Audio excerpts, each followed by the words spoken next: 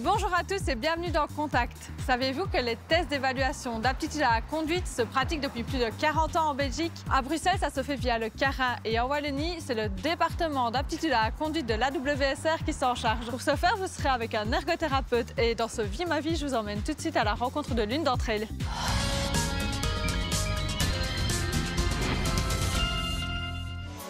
Bonjour monsieur, je suis ergothérapeute, vous pouvez venir avec moi. Moi c'est Mélissa, je travaille au sein du département d'aptitude à la conduite depuis 1 an environ maintenant.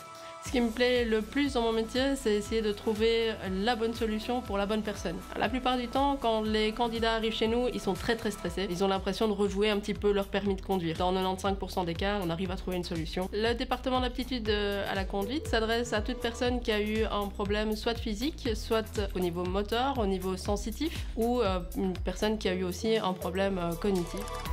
Mélissa est l'une des 4 ergothérapeutes du service. Environ 2000 personnes passent chaque année par les bureaux du DAC. En Wallonie, il existe 19 antennes locales. Avant de prendre rendez-vous, il faut passer par son médecin afin qu'il complète le questionnaire médical. Autre chose à savoir, le test est gratuit.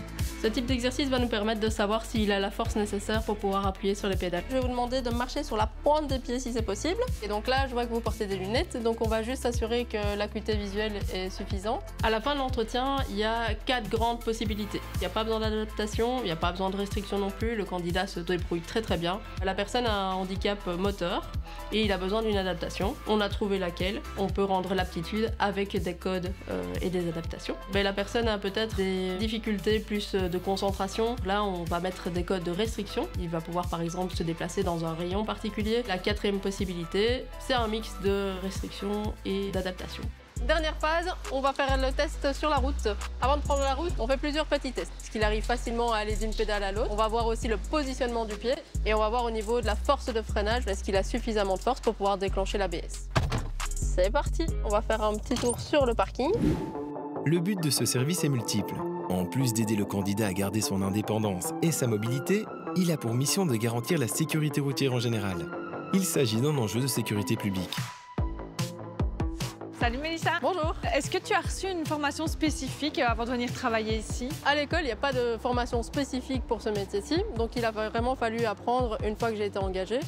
J'ai été écolée par les autres ergothérapeutes. Et du coup, est-ce que c'est quelque chose qui est important pour toi, cet aspect du métier, où tu permets aux gens de rester autonomes dans leur vie? C'est super important. C'est pas quelque chose qui est simplement de la mobilité, c'est pouvoir leur permettre de pouvoir retourner au travail, par exemple, pouvoir retourner faire les courses, le quotidien. Ça permet de retrouver des liens sociaux qui sont importants pour eux aussi. Donc le fait de pouvoir participer à ça, c'est super chouette.